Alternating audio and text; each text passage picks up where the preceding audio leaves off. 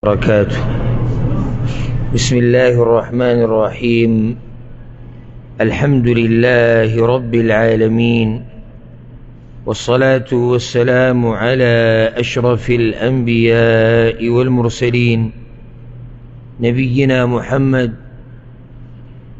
وعلى آله وصحبه أجمعين. أما بعد، سورة البقرة آیت نمبر 101 ته رسیدلیو. د الله رب العزت په توفیق سره او داغه په رحم او کرم سره نن به انشاءالله شروع کوو د 102 نمبر آیت نه، چې په دې کې خبره د یهودو په باره کې روانه ده. شاید زر سره که د پنکې بندې که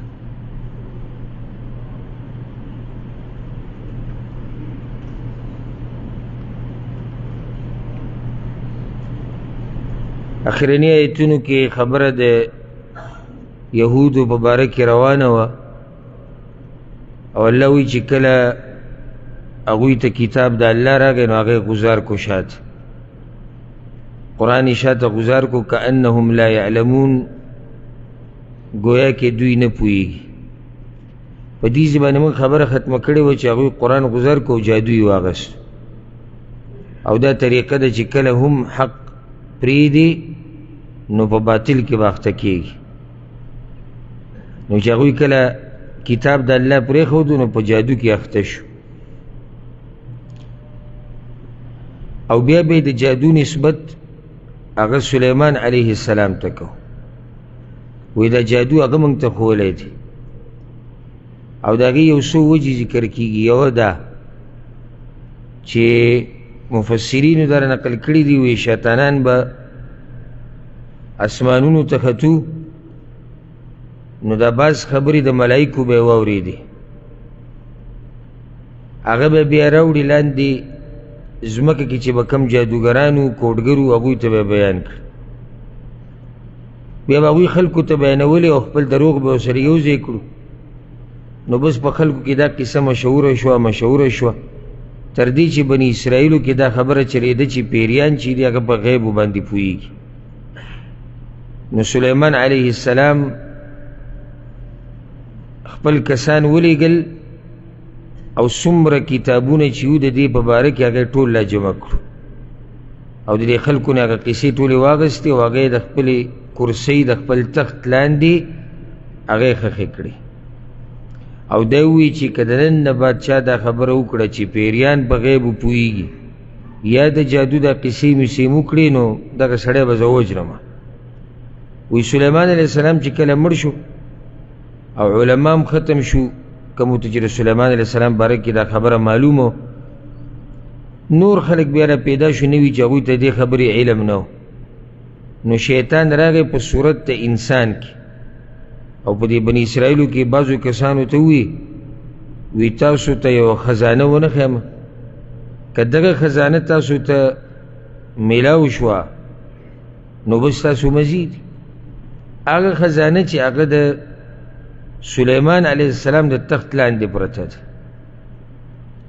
نو بس دوی چې ورلو هغه ځای وکنستو، ده ورته هغه ځای وښو، د هغه ځای نه دغه لیکل هغه کتابونه څه چې مخکې لیکلی شوي د جادو په باره کې هغه یې ټول راوویستو. نو شیطان بیا دې خلکو ته وی سلیمان علیه السلام دپاره چې ټول خلک مسخرو، او د پیریانو هم د هغه نه یېرېدو، او د انسانانو هم د هغه د باچایي لاندې و، د هوا هم د هغه د باچایي لاندې وسیلې دا ټول د دې د لاسه، د دې خبرو د لاسه، خو د هغه تاسو نه پټې کړې وې. بس بیا لاړ، نو بس په خلکو کې مشهوره شوه چې سلیمان علیه السلام والعیاذ بالله هغه څه و، هغه جادوګر و، ځکه چې دا کتابونه وي د هغه پراته دي، شیطان ورته دا خبره ور واچوه. نو کله چې رسول صلی الله علیه وسلم راغی او الله ورله قرآن ورکو، نو دوی قرآن هغه کتاب د الله شاته غزار کو، هم پاک جادو پسې روانو، کم جادو چې سلیمان علیه السلام د خلکو نه راغسته او پټ کړی و، بیا مشهوره شوی سلیمان علیه السلام جادوګر دی والعیاذ بالله. عبدالله ابن عباس نے روایت نقل دی چې دا آصف ابن برخیا د تذکره براشي سورة النمل کې چې د سلیمان علیه السلام کاتب و د به لیکل کول او دته د الله اسم اعظم هغه معلوم او هغه به وي هر څه د سلیمان علیه السلام په امر سره لیکل او بیا به دا د هغه د تخت او د هغه د کرسۍ لاندې به یې ښخول. نو کله چې سلیمان علیه السلام مړ شو شیطان راغی دغه لیکلي راوویستو او د هرو دوو کرښو په منځ کې پکې د جادو دا قصې ورننویستې. د هرو دوو کرښو په منځ کې د جادو او د کفر دا خبرې پکې ورننویستې او دی ووی هذا الذي كان سلیمان یعمل به، دا هغه خبرې دي چې سلیمان علیه السلام به پې عمل کوه. بس خلک په دغه لار پسې روان شو. نو ځکه یهودو کې والعیاذ بالله مشهوره دا وه چې دا جادو موږ ته وی چا ښوولی دی؟ دا وی موږ ته سلیمان علیه السلام ښوولی او موږ د هغه په لار روان.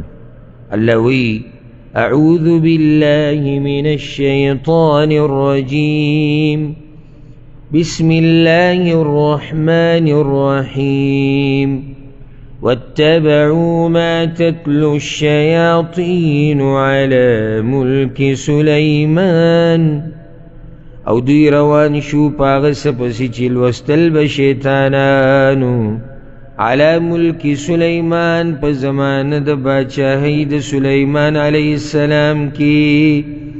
على ملك سلیمان یعنی معنی على عهد سلیمان، د سلیمان علیه السلام په زمانه کې.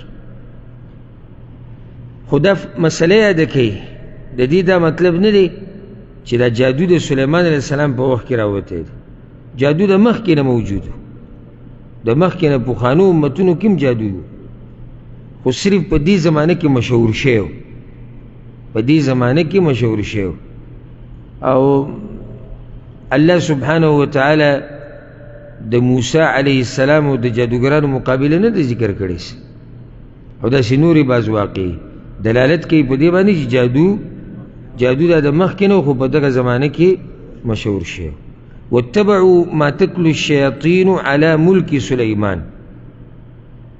امام ابن جریر وی علا په معنی د فی سره راځي په عربی کې کرنا کله دلته په معنی د فی. نو تتلو فی ملک سلیمان، دوی روان شو په هغه څه پسې چې شیطانانو به لوستل په باچاهۍ د سلیمان علیه السلام کې، په زمانه د هغه باچاهۍ کې، او حق دین ته پاتې شو. الله وی وما كفر سليمان او کفر نو کړی سلیمان علیه السلام. دا دلیل دی د هغه خلکو چې څوک وایي چې جادو چې دی هغه څه دی؟ کفر دی. الله دې څه ونه وایي چې جادو سلیمان علیه السلام نو کړی. الله وی سلیمان علیه السلام کفر نو کړی. نو دا کفر چا کړی دی؟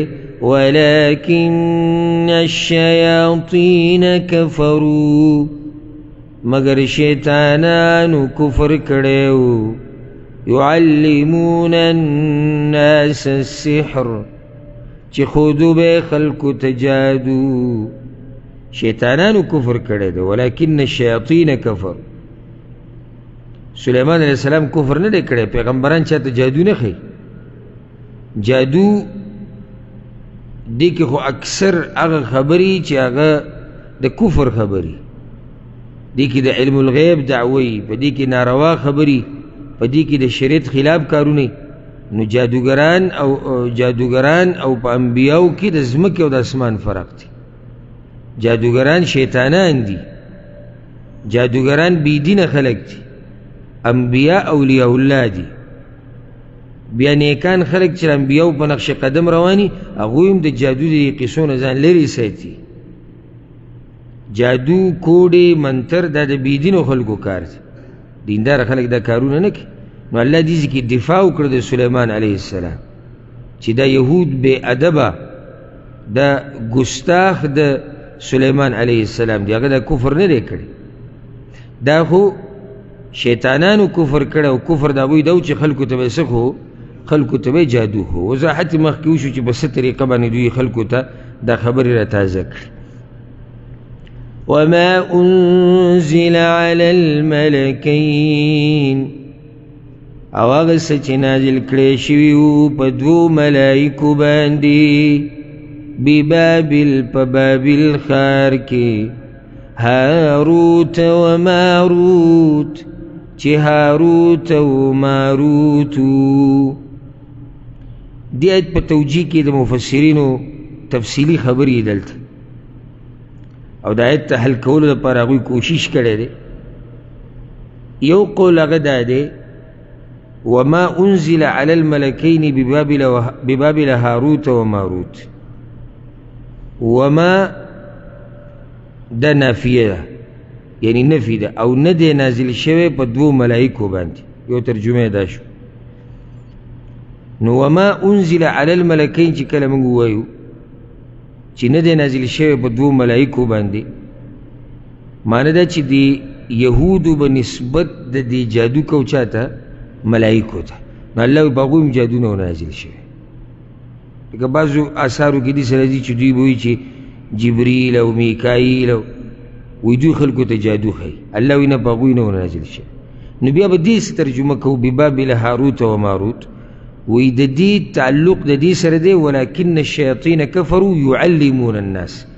نو ترجمه دې شویه مطلب دا شو چې شیطانانو کفر کړو چې خوب خلکو ته جادو ببابل په بابل ښار کې، او دا دو شیطانانو د یو نوم هاروت او د بل نوم ماروت. یو تفسیر دا دی. خو اکثر سلف چې دي دین مشران د هغوی تفسیر دا دی چې دا وما چې دا موصوله ده څنګه ترجمه چې ما وکړه دقه شان ده. وما كفر سليمان ولكن الشياطين كفروا يعلمون الناس السحر وما انزل على الملكين. او هغه څه چې نازل کړی شوي دا نه چې او نه دي نازل کړی شوي، او هغه څه چې نازل کړی شوي په دوو ملایکو باندې ببابل بابل ښار کې د په عراق کې یو ښارو، یو ملک نومو هاروت د بل نومو ماروت، چې دا دوه ملایکو الله را لېږلي د دې دپاره و چې د خلکو باندې امتحان وکړي. نو دوی سره جادو و، د دوی سره څه جادو. شیطانانو خلکو ته جادو ښولو دا کفر یې کړی. الله دا دوه ملایک را لېږلي وو نیکان خلک، د یو نوم هاروت او د بل ماروت، او ملایک ټول چې دی دا نیکان خلک دي. دې باره کې بعض قصې خلک ذکر کوي او اسرائیلي روایتونه اخیستي او هغې کې بې ادبي ګستاخي.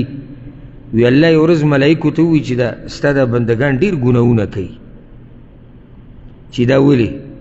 وی الله په دغه دوه راکوز کړو هاروت او ماروت او په دوی کې خواهشات ور واچول. نو بیا دوی په یو جنۍ باندې مین شو، هغې وله به یې شراب ورکړو، دا پالتو قصې ذکر کوي. او د هغې د لاسه دوی کې بېدیني راغله. دا بعض زه خو حیران شم د بعضو خلکو ته، یعنې مقصد یې صرف پاڼه ډکولي او یا د بیان هغه وخت پوره کولی. دې ته نه ګوري چې زما د الفاظ د قرآن او حدیث کې شتي او که نه، داسې نه زما په دې الفاظو کې د پیغمبرانو ګستاخي، داسې نه د نیکانو خلکو ګستاخي پکې، خو چې څه مخې ته راځي هغه بیانوي. تور ټکي پسې ګرځي، تور ټکي چې څه لیکلی شوي دی بیانوي، او چې څه اورېدلي هغه بیانوي، تحقیق خپل نه دا. نو دا خبره کمزوري دا ښه نیکان خلکو بابل ښار ته الله را لېږلي او دا امتحانو، دا امتحانو خلق براتلو د دوی نه به جادوی زده کو. یعنی که څوک دا ووایي چې دا ولې او الله د جادو نه منع کړې ده، وایي چې جادو کفر ده، بیا د دوه ملایک را لېږلي دي چې خلک ته جادوی زده کړي، نو د دې په منځ کې څه تضاد شته؟ نه، هېڅ تضاد نشته. لکه څنګه چې الله سبحانه وتعالی ابلیس پرېښودی دی ګرځي را ګرځي، دا ابلیس الله په هغه ورځ هم ختمولی شو، په کوم ورځ چې سجده نه ولګول. دې ته امتحان وایي د الله. او دا ګناهونه، دا فحاشي، دا بېدیني، دا بدعتیان، دا مشرکان، دا کافران، دا ټول په دې دنیا کې دینو امتحان روان دي. د الله په هر کار کې حکمت نو دا دوه ملایکې را لېږلي وو به طور امتحان، چې د خلکو پته ولګي چې دا څومره اوبو کې دي. لکه الله سخت راولي، مصیبتونه راولي په یو مؤمن باندې چې د ده د ایمان پته ولګي. نو دا ملایکو هم الله د دې دپاره را لېږلي چې د خلکو پته ولګي چې د خلکو ایمان څومره اوبو کې دی، چې د دوی نه د جادو یې زده کوي او که نه یې زده کوي. او د دې یو نوم هاروت او د بل نوم هغه ماروت. او مشهور تفسیر هم دقه دی چې دا دوه ملایکو. هغه تفسیر دومره مشهور نه دی چې دا شیطانانو خلکو ته جادو خو نه، دا دوه ملایکو.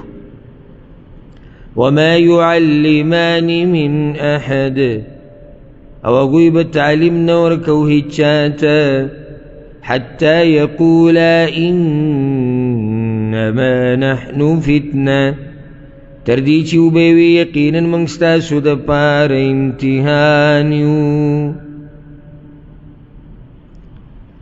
هاروت او ماروت ملائک دي د انسانانو په شکل کې،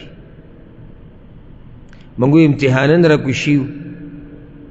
نو دې خلکو ته به ښه صفا خبره کوله چې دا جادو زموږ نه مه زده کوئ، موږ څه یو؟ موږ امتحان یو ستاسو لپاره. نو حجت قایم شو. اوس که د دې نه بعد یې څوک زده کوي، خو به خپله مرضي زده کوي. ګنې هغوی به ښه واضحه خبره وکړه، انما نحن فتنة، مخکې الله وایي فلا تکفر، نو کفر مه کوئ. ښه صفا ورته وایي. داسې ورته هم نه دي ویلي چې ګناه مه کوئ. څه مه کوئ؟ کفر مه کوئ. چې بیا هم یو سړی رالګي او کوي، نو الله انسان لم اختیار ورکړی دی، عقل یې وله ورکړی دی، او په هغې بیا رانیسي.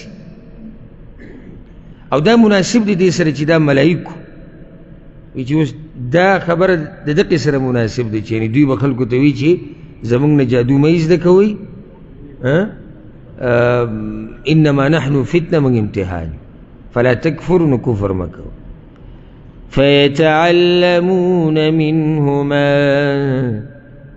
نو دوی به زده کوو د دغه دوو ملایکو نه، ما يفرقون به بين المرء وزوجه، هغه څه چې بیلتون به یې راوستو په هغې سره په منځ د سړي او د ښځه د هغه کې.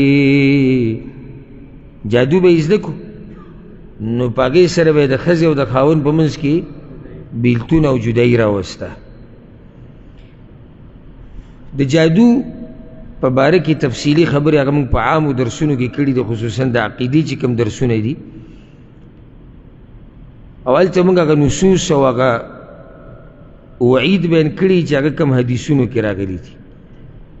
رسول صلی الله علیه وسلم حدیث کې عبدالله بن مسعود روایت ته، من اتی کاهنا او ساحرا فصدقه بما يقول فقد كفر بما انزل على محمد. څوک چې په یو جادوګر، کاهن، پالګر، کوډګر، نجومي په دوی پسې ورغی او تپوس یې ترې وکړو، خبره یې ولې رښتیا ومنله، نو ده د قرآن نه انکار وکړو. انکار یې د دې څه وکړو چې قرآن کې دا دي چې قل لا يعلم من في السماوات والارض الغیب الا الله، چې ځمکې او اسمانونو غیب دا صرف الله ته معلوم دی. او چې کله ده ووایي چې او دا جادوګر رښتیا وایي، نو تکذیب د څه شي وکړو؟ د قرآن د دغه آیت. هلته الله وایي چې غیب صرف زما سره دی، او دی وایي چې نه، غیب د دې جادوګر د دې کوډګر سره هم هغه شتي. یو حدیث کې داسې راځي چې څوک په کاهن، جادوګر، کوډګر پسې ورشي، لم تقبل له صلاة 40 لیله، 40 شپې الله له ده لمونځ نه قبلوي. دا هغه یو دی چې صرف تپوس له تللی دی، تصدیق یې نه کوي، صرف هسې ورغلی دی تپوس له، 40 ورځې له ده لمونځ نه قبلېږي. او چې رښتینی ومني نو دې سره خدای کافر کیږي. او دا مسله زموږ په دې علاقو کې او زموږ په دې پښتنو کې، بلکې په دې ملکونو کې دغه خواوشا دی چې دي دغه ځای کې دا مسله عامه ده. او دا خلک ورمات دي په کوډګرو پسې او په جادوګرو پسې. د الله نه ویرېږي، دا معمولي خبره نه ده. خالي ورتګ سته، هلته 40 شپې دې لمونځ نه قبلېږي. او چې بیا مني چې او دا خبرې هم رښتیا دي، دا خو کفر دی. ځکه چې جادوګر دغه مرتبې ته هغه وخته پورې نه رسي چې څو پورې کفر نه یې کړی. او شیطان د ده هسې مرسته نه کوي چې څو پورې ده د شیطان منلی نه وي، نو شیطان په ده باندې کفر وکړي، بیا ورسره مرسته کوي او منډې ورسره وایي، نو د ده سره شیطانان ملګري شوي. د شیطانان خو هسې چاته نه مسخر کېږي، خو داسې چل کړی د هغوی دپاره. ځکه یو جادوګر یې نیولی یو وخت کې،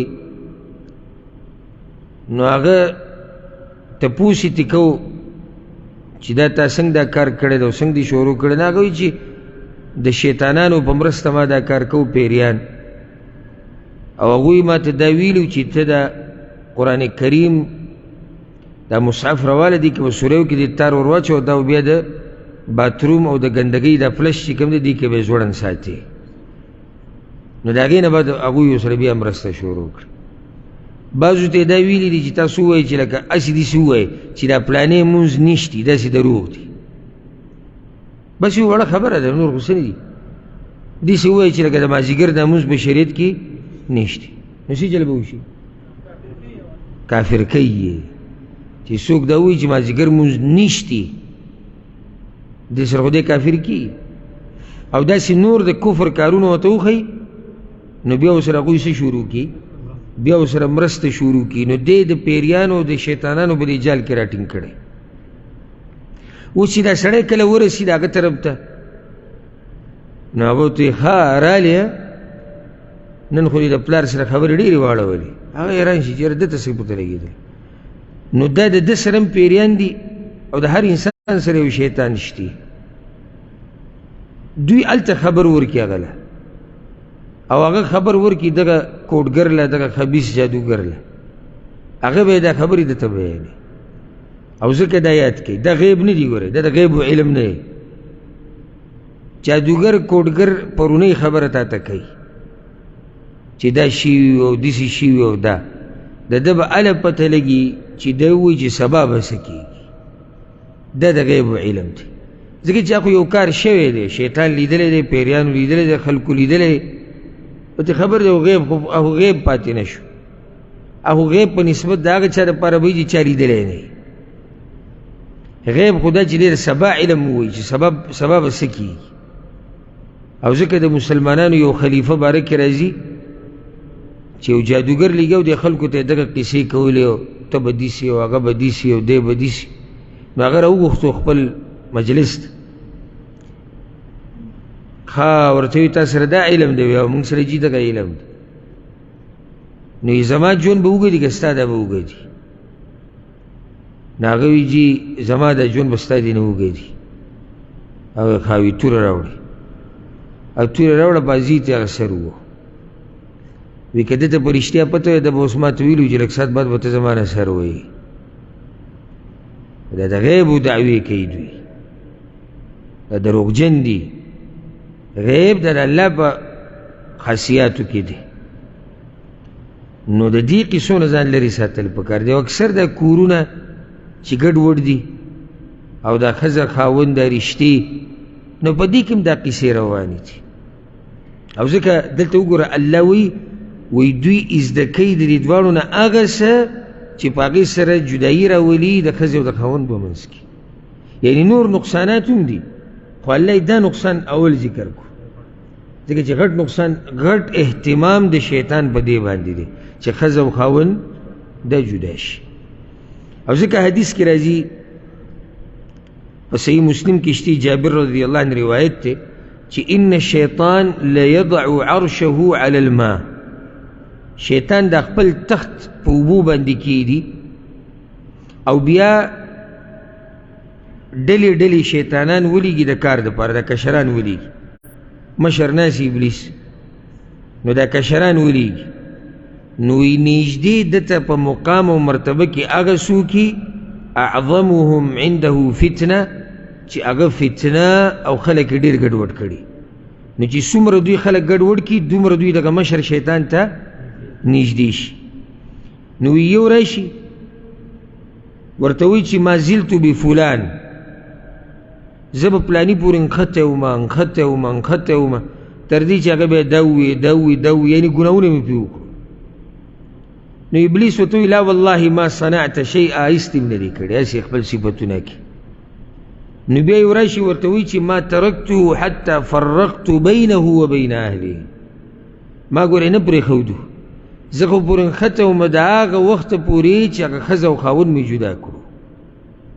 نو هغه ځان ته رانږدې کړي، فیقربه، ځان ته رانږدې کړي، ویلتزمه، غاړه وله ورکړي، ویې ټپوي په ملا باندې، وی نعم انت، صحیح کار تا وکړو.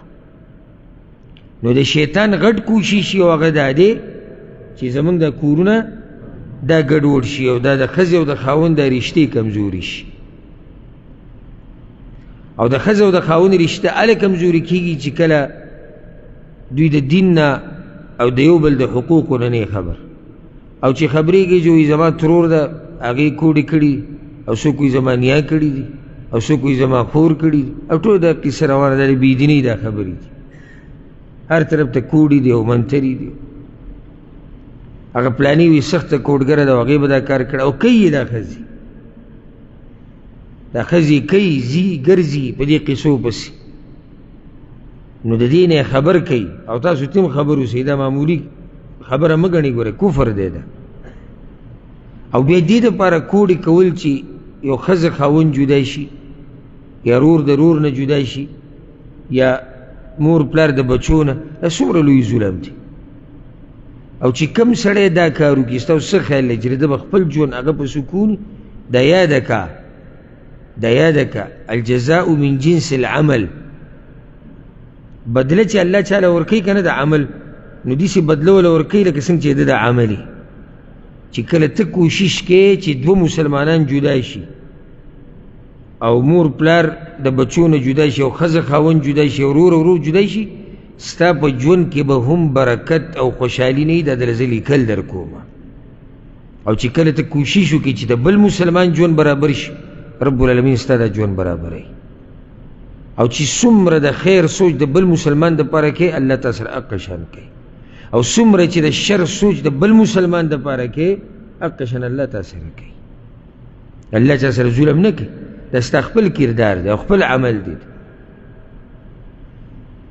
نو الله دلته دوی دا نقصان ذکر کو ځکه چې دا دوی کې غټ نقصان دی وما هم بضارین به من احد او نو دوی ضرر ورکوونکي په هغې سره هېڅ چاته الا باذن الله مگر په حکم د الله سره دې کې دوه مسلې یادې کوي یوه ده جادو اثر کوي او د جادو حقیقت شتي او گمراه فرقه د معتزله او د پوخانه هغوی منکر دي دی نه او زمونږ په دې ملکونو کې هم بعض شتي بعض ځان ته توحیدیان وي او څوک ځان ته عثمانیان وي او څوک ځان ته جماعت المسلمین وي او چار دي او قسمه قسم نومونه او فرقې د هلته هر څه میلاویږي هلته د هغوی دې نه منکر دي وي جادو اثر دا نشته نو په هغو باندې رد کول اسان دي یو دا دلیل دی چې دوی زده کوي د دوی نه هغه څه چې په هغې سره ښځه او خاوند جدا کوي نو چې اثر یې نه کوله نو بیا ښځه او خاوند دا نه جدا کېږي بله دا چې سورة الفلق کې الله موږ ته دا خبره ذکر کړې ده ومن شر النفاثات في العقد یعنی ته به پناه نیسې په الله پورې د هغه زنانو نه چې هغه جادوګرانې دي کوډګرې دي او په غوټو کې پوکي کوي نو که چېرته دې کې اثر نه وی نو بیا الله موږ ته دا خبره ولې ښایي بیا څه فایده شوه هغه هسې هم نقصان نه ورکړي حدیثونو نه هم دا خبره ښه واضحه ده چې جادو اثر کوي د دوی یو غټ اشکال دا دی چې خلکو ته پیش کوي چې ته وایي چې جادو اثر کوي نو جادو خو ته مؤثر حقیقي کو یعنی حقیقت کې اثر کوونکی جادو دی او جادو نقصان ورکوي ځکه دوی د بد نظر نه منکر دي وي نظر څنګه لګي دا کارونه خو د الله دي خو دا کم علم جاهلان دي په دې نه دي پوه دلته الله د هغې وضاحت کوي وما هم بضارین به من احد الا باذن الله دوی نقصان نشي ورکولی مګر په اجازت د الله نو دا جادو چې کله اثر کوي دا د هغه وخته پورې نشي کولی چې څو پورې الله اجازت پکې نه وي او د الله اذن پکې نه وي نو دې کې کفر او شرک د کوم ځای نه راغی ما خو دا نه دي ویلي چې جادو په خپله دا کار کوي دا جادو چې اثر کوي نو دا د الله په اذن سره کېږي او په ډېرو خلکو باندې جادوګرانو جادو کړی دا او اثر یې پرې نه دی کړی که نه نو بیا دلته ولې بیا اثر ونه کړو الله نه وغوښتلي او دلته اثر وکړو نو دا خبره د هغوی کمزوري ده وی چې بد نظر سړی بیماری موږ دا نه وایو چې دا بد نظر په دې کې په خپله دا زور شتي چې دی بغیر د اجازت نه د الله نه سړی نه جوړه کوي نه په اجازت د الله سره دا کار کیږي خو سبب یې څه شي هغه دغه بد نظر شي نو دا خبره د هغوی کمزور ده او بیا به رانه خبره اوږده شي خو خلاصه دا ده چې جادو اثر کوي په اذن د الله سره بیا دوی وایي چې موسی علیه السلام چې کله دغه امساګانې ولید او دا پړي ولید نو الله وایي چې یخیل الیه هغه ته په خیال کې دا راتله چې دا پړي او امساګانې ګرځي وي خیال کې ورته راتله نو تاسو څنګه وایي چې جادو حقیقت ته او اثر کوي دا خو هسې خیالي خبرې دي نو د دې جواب دا دی دا خیال کې چې راتله داسې شی و دا خو جادو دی که نه چې هغه ته په خیال کې داسې راتله هغه ته ښکارېدو داسې چې دا امسا مار دی او پړی مار دی دا جادو دی که نه بله دا چې د جادو قسمونه دي بعض قسم جادو هغه دی چې هغه په خیالاتو باندې اثر کوي نو هلته ځکه دا خبره ذکر شوې ده نو د دوی سره په دې څه دلیل نشته یو ورځ یو کس راغلی او ما سره ناست و هلته مخکې خبره ماسپښین راغلی او یو کس را پسې راوسته او دا غټ ملا ده او دا داسې ده او دا ډېرې خبرې کوي چې جادو نشته او پلانې شی نشته جدي نه راغلی نو هغه د څو کاله ذکر کړو چې لس دي که 12 دي مانه اوس هیر دي چې زما دومره وخوښ شو زه دلته په دې امامانو پسې زه په حرم کې لمونځ نه کوم په امامانو پسې ټول کافران دي نو هغه بیا دې خبرو کې لګیا شو چې لګیا شو ما سره د بحث شروع کړو نو هغه سره نور هېڅ خبرې نه وي صرف دقه یوه خبره راټینګه کړې وه چې جادو اثر کوي نو دا خو تا د الله سره شریک پیدا کړو او چې د الله سره د شریک پیدا کړو تا شرک وکړو تا کفر دقه یوه خبره راټینګه کړې بس او د امامان د جوماتونو دا ټول کافران دي څنګه کافران دي وایي دوی تنخواه اخلي او الله وایي چې زما په دین باندې پیسې مالې د دې ځله څه دوی کافران دي او د دجال نه منکرو دجال مجال نشته وي داسې پالتو قیسې دي والعیاذ بالله ولې وایي دجال چې به کوم کارونه کوي دا خو د الله دي اوس د جاهلان نه دي پوه په دې مسله باندې یعنی ما ورته ووایي ما ته د عیسی علیه السلام معجزې مني چې هغه به د مړي را ژوندي کول او بیمار به ورسره ښه کېد دا مني ته وایي نو بیا خو ته هم کافر یې ځکه چې مړي را ژوندي کول دا خو د الله کار نو دا طاقت خو الله ورکړی نو ما هسې ویلي چې دجال له چا طاقت ورکړی دا به الله ورکړی امتحان دی که نه چې کله یو سړی علم ورسره نه وي که نه د ده خبرې ته سوچ نه وي ګډې وډې وایي هغه موږ یو څو ګنټې خبرې وکړې خو هغه سره څه علم نه و او خبرې د هغه سړي سره مزه کوي چې د هغه سره علم وي اگر که ګمراه وي دا تجربه زموږ شوې ده الحمدلله چې ګمراه سړي سره علم وي د سره خبرې مزه کوي ځکه چې د سره خپل استدلالات وي خپلې خبرې نو سړی ورسره خبرې بس کوي نو سړي له مزه ورکوي اوس هسې یو دغه ته ناست یو هغه خپل یو ګردان یاد کړی دی او هسې دماغ د را بهېږي تاسو ته ما ویلي زموږ یو ملګری و اچھا دې کراچۍ کې یو کس سره بحث شروع کړی په دې چې دا یا محمد ویل دا غیر الله ته چغې ویل دی او رسول صلی الله مړ دی نه اوري زموږ دا خبرې نو ما ورته په دې باندې یو اوږد تقریر وکړو دلایل او بحث او دغه او هغه دا پټکی مټکی م اچول او برابر نو ما چې کېدی شي د سره به دلایل وي نو چې راول نه پې زه خپل دلایل ور واچوم نو دې دې پکې بیا لګیایي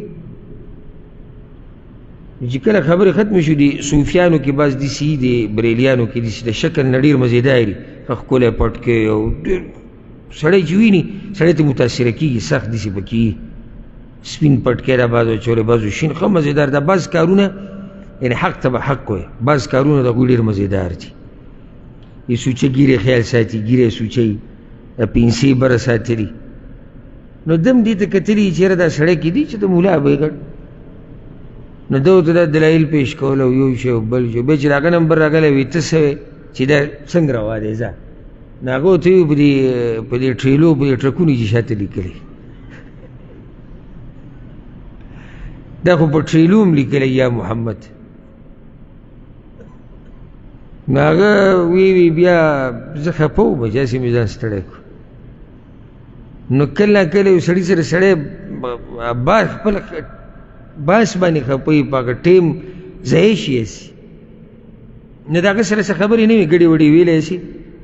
او الحمدلله دا مسله د قرآن او د حدیث نه ثابته ده چې جادو اثر کوي په اذن د الله سره، چې الله ونه غواړي نو بیا اثر نه کوي. ويتعلمون ما يضرهم ولا ينفعهم، او دوی بس د کول هغه څه چې ضرر به ورکو دوی ته او فایده به نه ورکوله دوی ته.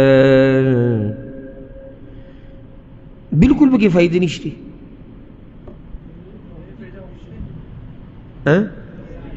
نو الله کوئی فایده پکې نشته، فایده به نه ورکوله، فایده پکې شته کې نشته. یو جواب دا دی چې دوی له به ضرر ورکوه. تعلمون ما یضرهم، ضرر په څه کې و؟ په دین کې که په دنیا کې؟ دین کې. ولا ينفعهم، فایده ولا نه ورکوه. دین کې فایده نه ورکوه، دا بل جواب دی. او یو جواب دی رو چې کوم وي چې کوم فایدې چې دوی ته میلاو شوي دي دا فایدې د دغه ضرر په مقابله کې څه معمولی شی دی، وقتي طور فایدې دي، نو هغه څه فایده نه شوه چې یو سړی پې همیشه جهنمي کېږي او د اسلام نه پې وځي او د الله پې دشمن کېږي. د دې په مقابل کې به ته کومه فایده ذکر کړې؟ څه فایده ته ذکر کولی شي؟ نشي ذکر کولی. د دې دا مسله راوتې جادو چې دی دا سراسر نقصان دی، ځکه چې الله وایي يتعلمون ما يضرهم ولا ينفعهم ولقد علموا لمن اشتراه، او یقینا دوی پوهېدل خامخا چا چې واغستو جادو ما له فی الآخرة من خلاق، نو نه به یې هغه لره په آخرت کې هېڅ برخه. یهودو ته بخپله دې خبرې پته وه، نو دوی ته څنګه پته ولګېد؟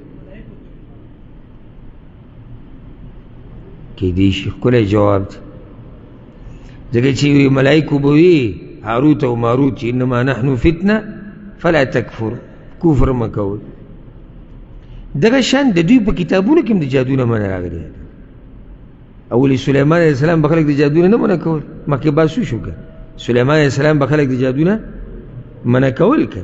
نو دوی ته په خپله پته و چې څوک دا جادو والي ما له فی الآخرة من خلاق، او د خلاق معنا عبدالله ابن عباس وی ما له من نصیب، یعنی په آخرت کې صبرخه نشتی. او امام حسن بصری وی لیس له دین، معنی دا چې د هیڅ دین نشتی، د جادوګر په آخرت کې هیڅ برخه نشتی. ځکه ګوره بعض روایتونو کې دا راځي چې د جادوګر سزا هغه گزار د توري دی، د جادوګر سزا هغه گزار د توري دی. او بجاله ابن عبده هغه دا خبره کوي چې عمر ابن خطاب رضی الله عنه په خپل دور خلافت کې د خپل عمراو ته او امیرانو ته دا خبره لیکلې وه چې کوم ځای کې جادوګر او جادوګره درته میلاو شو نو وژنئ. نو یې موږ بیا 3 جادوګران وژلي. او دغه شان ام المؤمنین حفصه رضی الله عنها د هغې باره کې راځي چې د هغې یوه ګاونډۍ وه او په هغې باندې جادو کړی و، نو هغې پې بیا امر وکړو نو هغه وجلی شوې وه. او امام احمد بن حنبل رحمه الله وی چې د 3 صحابه کرامو نه داسې روایت نقل دی چې هغوی اجازت ورکړی دی د جادوګر د قتل په باره کې. او یو روایت کې داسې راځي حد الساحر ضربه بالسیف، د جادوګر سزا ده دی وهل په څه سره؟ په تورې سره، یعنی وجل. وجه دا دی چې د نقصان هغه ډېر دی، عقیده د خلکو خرابوي، مال د خلکو خرابوي، عزتونه د خلکو خرابوي، کورونه ورانوي، معاشرت تباه و برباد کوي، خباست پکې ډېر زیات دی. ځکه سزا په شریعت کې دا ده. ورسره دا یاده کوي څومره حدود چې ذکر کیږي، قصاص، حد، شریعت کې چې یو مقدر او معلومه سزا وي چې مثال کې چا زنا وکړه واده یې دی به رجم کېږي واده یې نه دغه سزا ده د غل سزا هغه دا ده د مرتد سزا هغه دا ده چې مونځ نه کوي بالکل قطعا دغه سزا دا ده جادوګر سزا دا ده دا ټول کارونه د دې نافظول دا د حاکم وخت کار دی د دې نافظول د چا کار دی حاکم وخت دا مسله یاده کړي دا زما ستا کار نه دی چې تور روال اوس ګرځو ولې فساد ډیریږي او دا فائدې ده کې سلفو به دا خبره کوله وی د الله په نعمتونو کې یو لوی نعمت هغه باچا دی دا باچا نه دا ګوره اوچت نعمت دی ولې که چېرته دا باچایان نه وي ځکه شریعت ووي د باچا به څه کې اطاعت به کوي چې څو پورې خبره د شریعت خلاف نه ځکه چې څو پورې باچایي نو دا خلک کنټرول یې راجموي که د هر چا هره رایې ده خو په جیب کې ورسره پرته ده که د هر چا هره رایې ده په څه کې ده جیب کې پرته ده ځان سره یې ګرځوه جیب کې که نه هلته باچا دی د هغه فیصله چلیږي د هغه حکم چلیږي ملک کنټرول دی ملک راټینګ دی اوس هسې تاسو سوچ وکړئ که دنیا بغیر د باچایو نه وي څه غوغا به وه قتلونه به وې ډاکې به وې څه وینې به تویېدې چا به یې مخنیوی کوله یو کس دا کار کولی شو ته باچا کولی شي حاکم وخت یې کولی شي نو که چېرته دا سزاګانې موږ راولږو خلکو له یې ورکوو نو په یو بل باندې به دعوه کوو چې ده کې دا کار دی ووجنئ نه دا خو اوس یو سړی جادوګر دی دا قاضي مخې ته به بویه کېږي په دې به دلایل خویه کېږي د ده نه به تحقیق کېږي د نه به تپوس کېږي د خلکو نه معلومات کېږي بیا به قاضي په دې باندې سوچ کوي د هغې نه بعد به د قرآن او حدیث په رڼا کې یو فیصله صادروي او قاضي ته د هغې اجازت حاکم وخت ورکړی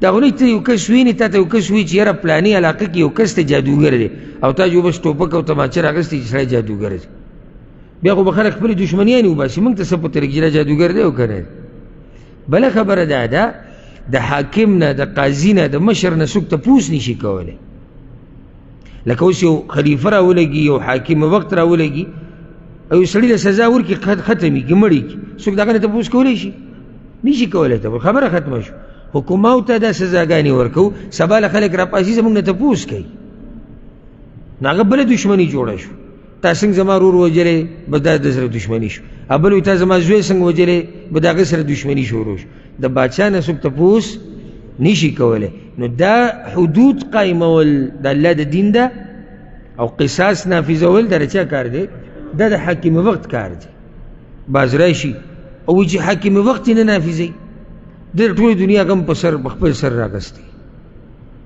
حاکم وخت یې وایي نه نافظوي چې نه نافظوي الله به ته تپوس کوي لا یکلف الله نفسا الا وسعها الله ما نه دا تپوس نه کوي چې په دې علاقه کې یو جادوګر تا ولې نه مړ کوو ځکه چې دا زما د طاقت کار نه دی لکه اوس تاسو ته بیان کوم الله ما نه دا تپوس کوي چې تا ولې دین نه دی بیان کړی دا به کوي خو دا تپوس ګوره الله ما نه کوي چې ستا په درسونو کې پلانې او پلانې او پلانې کېناستو او هغوی عمل نه کوو دا تپوس الله ما نه کوي نه ځکه دا زما په طاقت کې نه دي چې زه یو سړی راوالم او نیغې لارې ته یې راواړم زه خو به نصیب نیغه لار وښیم الله موږ نه دې تپوس نه کوي چېرې حاکم وخت دا سزا ورنه کړه او یو ټول راونیسه الله داسې نه کوي دا د هغه کار دی هغه نه به تپوس کوي او دا چې راشي تپوسونه کوي حاکم وخت یې نه مني او دی به خپله لمونځ اودس نه کوي ته دغه مسله پرېږده چې حاکم وخت ستا د علاقې هغه چې کوم دی یا مشر هغه حدود قایمه او که نه ته لمونځ کوې که نه کوې دا تپوس ته وکړه ته الله پېژنې ته پیغمبر پېژنې خو په دې خبرو پسې به ګرځي قانون دا دی د سلف صالحینو د وخت نه واله د اوسه پورې قرآن او حدیث په رڼا کې چې د شریعت د حدود او قصاص او سزاګانې نافظول دا د حاکم وخت او د مشرانو کار دی او که هغوی پکې کوتاهي کوي الله به د هغوی نه تپوس کوي، دا نور خلک پکې الله نه رانیسي.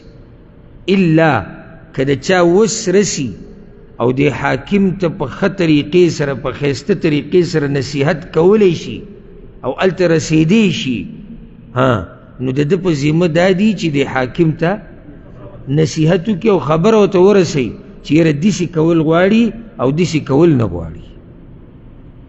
نور عام خلک الله په دې نه رانیسي، عام خلک نه دا کار کولی شي او نه عامو خلکو رسایي هغه حاکم وخت ته کېږي. کوم ځای کې وم؟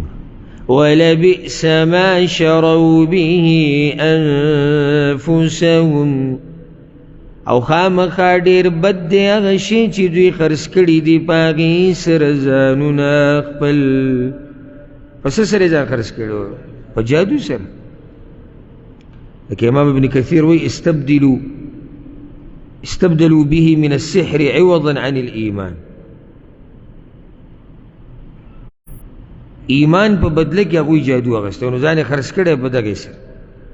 د پیغمبر تابعداري خرڅ کړې د جادو یې اخیستی، د قرآن تابعداري خرڅ کړې د جادو یې اخیستی، د تورات تابعداري خرڅ کړې د جادو یې اخیستی. لو كانوا يعلمون، ارمان که دوی پوی دی. مخکې الله وی ولقد علموا او دوی ته پته وه چې څوک جادو والي د په آخرت کې څه برخه نشته. او دلته الله وی ارمان که دوی پوی دی، علم ورسره او عمل نه. او چې علم د سره او عمل د سره نه وي نو دا داسې دی لکه علم چې ورسره نه وي. ځکه چې د علم ثمره دا ده چې ته به عمل کې، ته به ترقي کې په دین کې. نو چې کله په دین کې ته ترقي نه کې او عمل نه کې، نو دا په اصل کې دا علم تا سره لکه چې نه د جهل شو. ولو انهم آمنوا واتقوا، او که چېرته دوی ایمان راوړی وی او د الله نه یېرېدلي وی. دا هم دلیل دی د هغه علماو وایي چې جادو کفر دی، ځکه چې الله وایي که چېرته دوی ایمان راوړی وی، معنی دا جادو سره د دوی نه ایمان هغه تلی دی. که چېرته دوی ایمان راوړی او د الله نه یېرېدلي وی، لمثوبة من عند الله خیر، خامخا بدله د الله د طرف نه غوره وه. قمقله غوره بدله او غوره ثوابونه او د الله رضا او هغه هر څه پرېښودو او جادو یې واغېستو.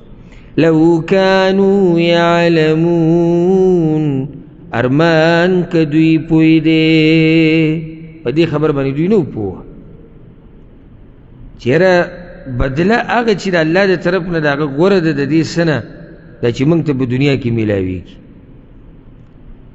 او دغه په جادو باندې چې د دوی کمې پیسې ګټلو یا د جادو هغه عارضي فایدې وي، د دې هر څه نه غوره هغه ثوابونه کوم چې د الله سره دي. اوس د دې نه بعد الله سبحانه وتعالی یو ادب مؤمنانو ته بیانوي او ګستاخي د یهودو پکې ذکر کوي. مخکې تیر شو چې دوی سلیمان علیه السلام ته څه وي؟ جادوګر، بې ادبي کوله، دغه ګستاخي کوله. اوس الله وایي چې دا ګستاخ قوم د دوی د پخوانه دا ګستاخي کوي لګیا دي. دوی زموږ د پیغمبر صلی الله علیه وسلم هم ډېرې ګستاخیانې کړي دي. یا ایها الذین آمنوا، اے ایمان والو. عبدالله بن مسعود به وی چې کله الله وی یا ایها الذین آمنوا نو غوږ ورته کېدی، فإنه خیر یأمر به او شر ینهى عنه. یا خو د خیر ښیي او یا دې د شر نه منع کوي.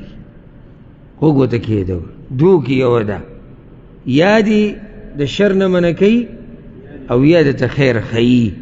تا ته دا خبره کوي الله یا ایها الذین آمنوا. الا دا که سړی په هغه کسانو کې ځان نه شماري، دا د هغه مرضي ده چې زه خو په هغو کې نه یم هغه الذین آمنو چې دي.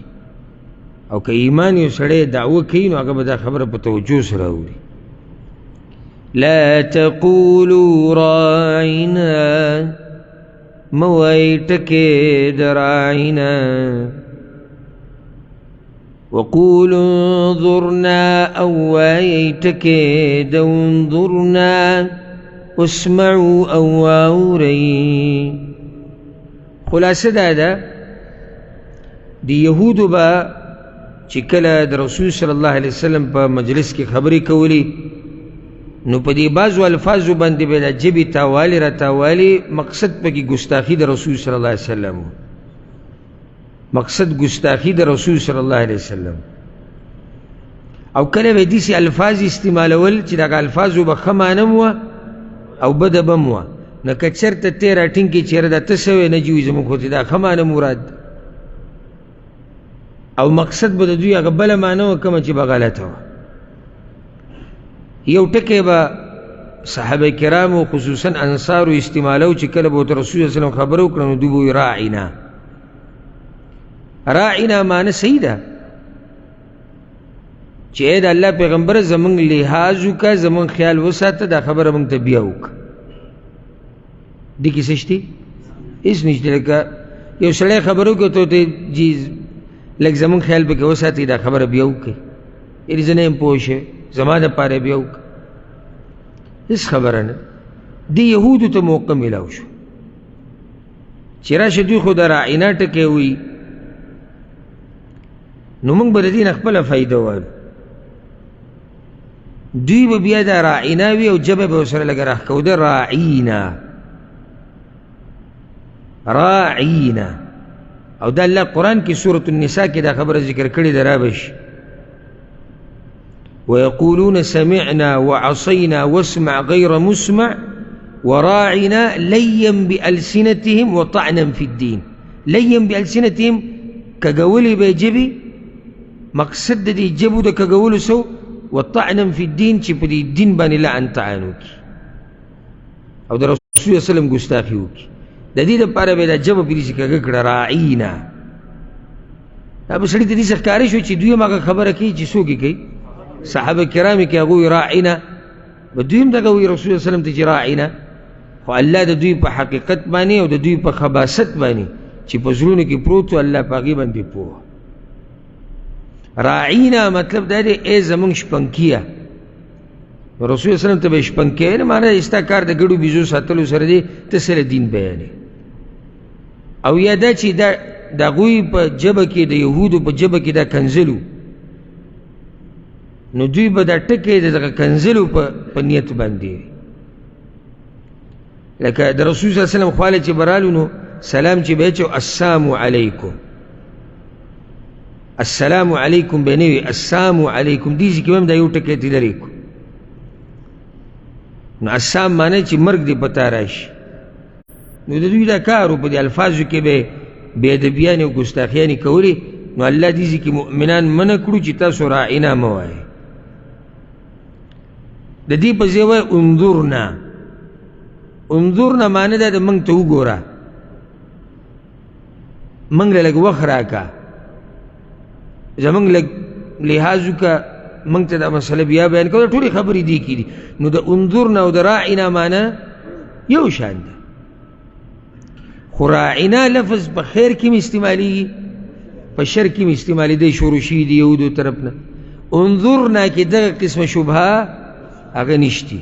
نو دغه ټکی راعنا ټکی بدل شو په انظرنا سره. واسمعوا او واورئ. واورئ معنی ده چې قبوله کوي دا خبره.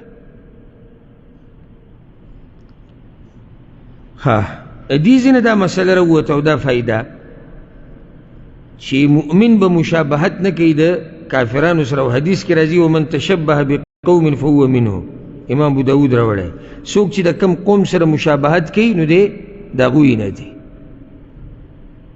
بله مسله دې ځینې دا راووته، دا لویه فایده ده چې کله نا کله به یو ناروا کار نه بندېږي، کله نا کله به عفوا کله نا کله به یو روا کار پرېږدي، ځکه چې هغه روا کار وسیله ده حرام ته.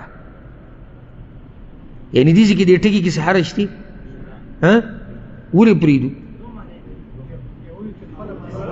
دا خو صحیح شوه، موږ وسیله ده حرام ته. وسیله ده څه ته؟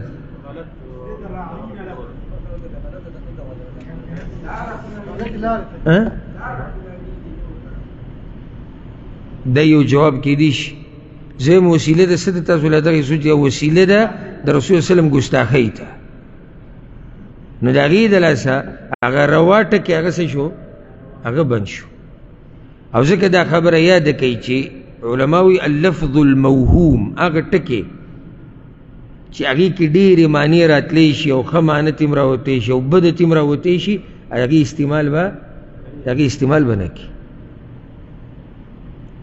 چې بلکل دروازه بند شي دا قصه ختمه شي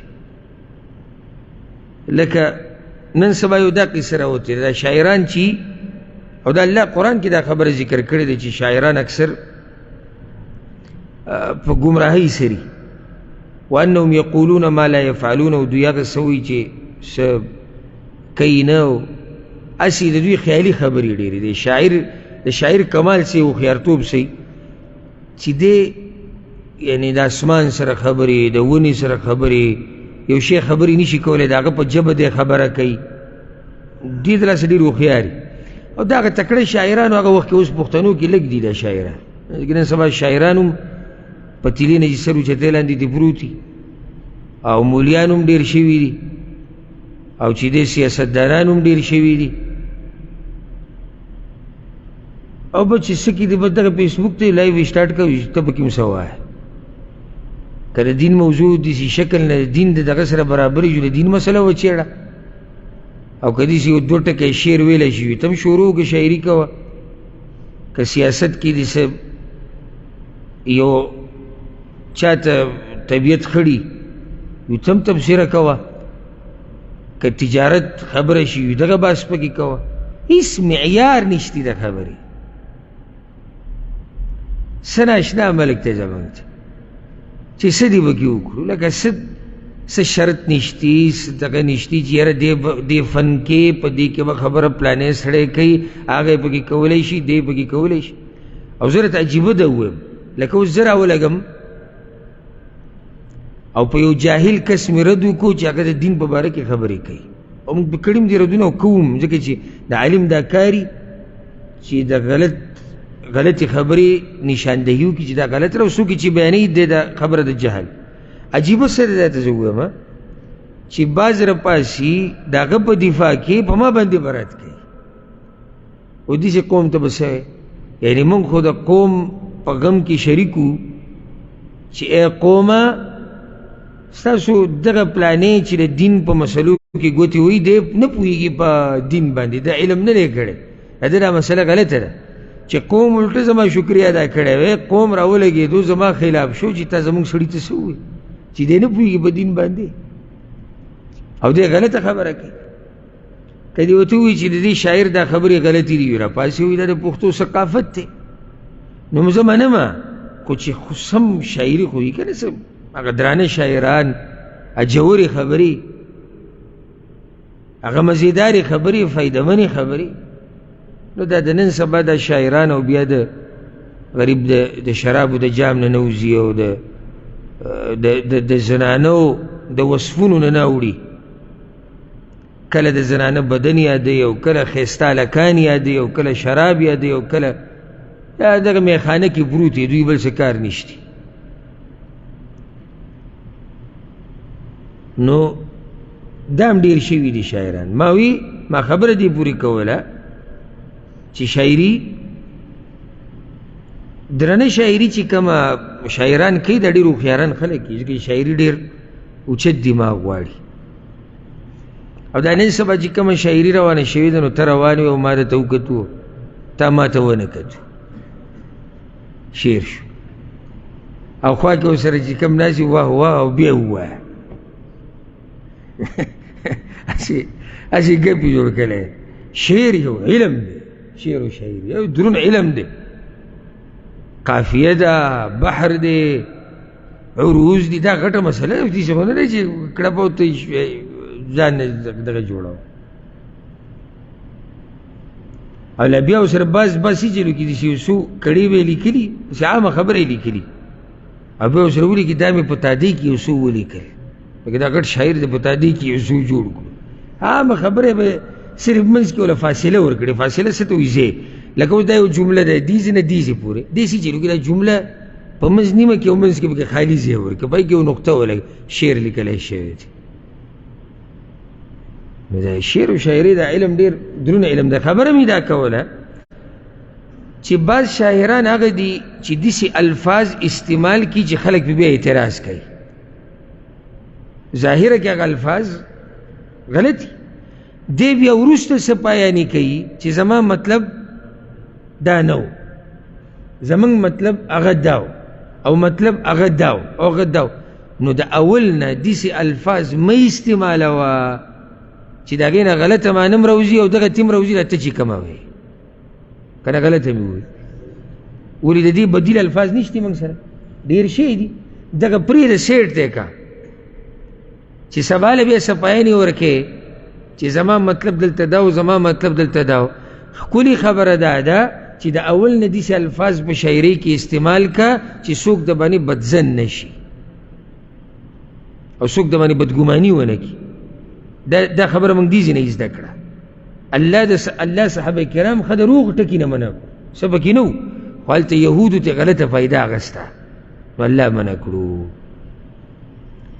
وللکافرین عذاب الیم، او د کافرانو د پاره عذاب دی درناک. مخکې الله سبحانه وتعالی د دوی هغه حسد ذکر کوي ګوره، او دا خبره ټوله د یهودو روانه ده. نو مناسبت هم دقه ده چې موضوع د دوی ده.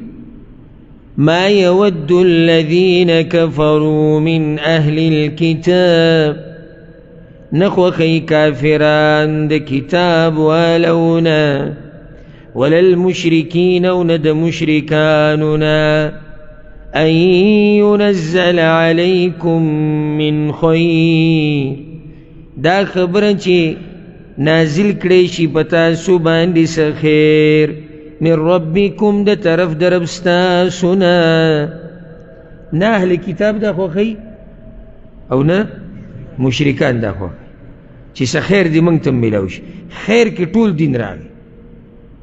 اگر که مفسرین چې تفسیر کې بعض وایي خیر نه مراد قرآن دی، پیغمبر دی، وحی دی، اسلام دی.